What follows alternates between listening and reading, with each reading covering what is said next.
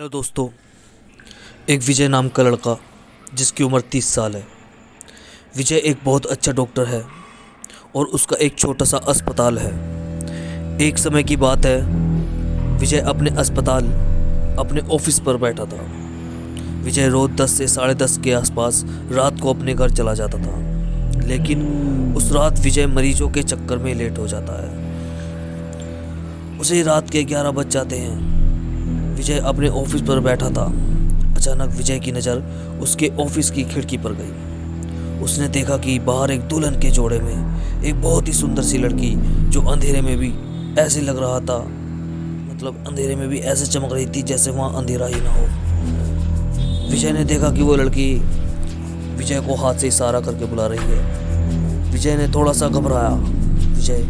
सा घबराया और घड़ी की तरफ देखता है और सोचता है कि इस समय कौन हो सकता है, या हो सकता है कि ये परेशानी में हो। विजय अस्पताल से बाहर आता है और उस लड़की के पास जाता है और उससे कहता है, लगता है तुम्हारी शादी है आज, और तुम यहाँ क्या कर रही हो? वो लड़की बोलती है, हाँ मेरी शादी कल ही हुई है। खैर ये बातें मैं आपको बाद में बता दूंगी। मेरी 3 साल की लड़की है, उसे कुछ हुआ है, वे बेहोश सी पड़ी है, पहले उसे चलकर देख लो। विजय उसे अपनी गाड़ी में बिठाता है और कहता है, कहाँ है आपकी लड़की, चलो।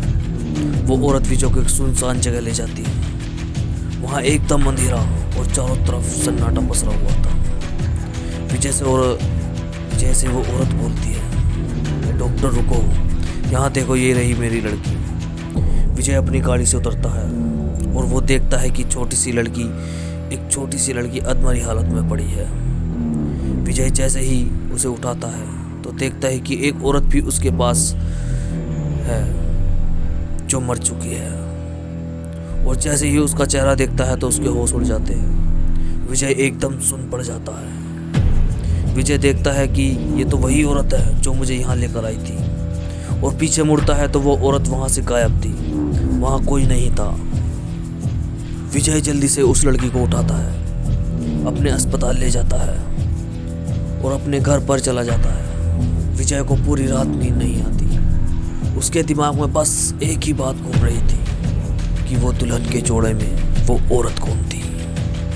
अगर उसकी शादी कल हुई है तो उस लड़की को अपनी बेटी क्यों बता रही थी? क्या वो आत्मा थी या चुड़ैल?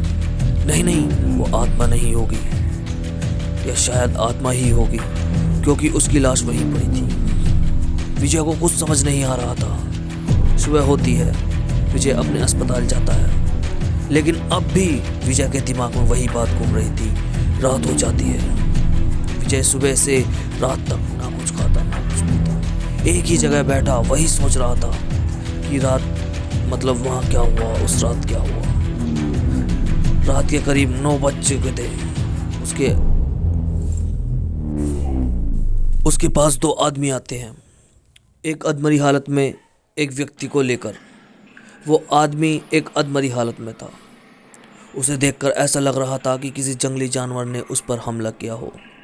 उसके पूरे शरीर पर गहरे और खून के टपकते हुए नाखूनों के निशान। वो दोनों विजय के पास जाते हैं और कहते हैं कि डॉक्टर साहब, देखना इसे क्या हुआ है।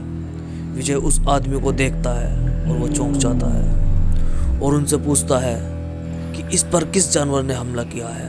वो कहते हैं, अरे नहीं डॉक्टर साहब, ये तो अपने रूम में था और इसके चिल्लाने की आवाज़ आई, और जब हम इसके पास भागकर पहुंचे तो ये इस हालत में था। विजय कहता है, ऐसे कैसे हो सकता है कि बंद कमरे में इतने खतरनाक चोटों के निशान? चलो तुम चिंता मत करो, मैं इसे सही कर दूंगा।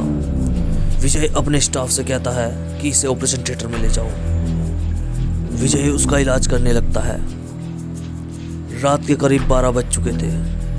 अचानक विजय देखता है कि एक औरत उसे घूर रही है। विजय गौर से देखता है तो वो वही औरत थी, वही आत्मा थी जो उसे उस लड़की के पास लेकर गई थी। विजय डर जाता है। वो आत्मा विजय से कहती है, अरे ओ डॉक्टर, तू इसका इलाज मत कर, नहीं तो तेरे साथ भी ऐसे ही होगा। विजय कहता है कि मैं डॉक्टर होने के नाते इसे बचाना मेरा धर्म है, और मैं इसे पीछे नहीं हट सकता। वो आत्मा कहती है कि ये बहुत बुरा आदमी है, क्या आप भी इसका इलाज करेगा? विजय रुक जाता है और सोच में पड़ जाता है। विजय उससे पूछता है कि तुम इसे कैसे जानती हो और वो लड़की तुम्हारी बेटी कैसे लगी? वो आत्मा विजय को लगातार घूरे जा रही थी। वो कहती है कि ये ही मेरा पति है, इससे ही परसों मेरी शादी हुई थी। विजय को कुछ समझ नहीं आ रहा था। विजय उसे सहानुभूति से पूछता है कि तुम्हारे साथ क्या हुआ है?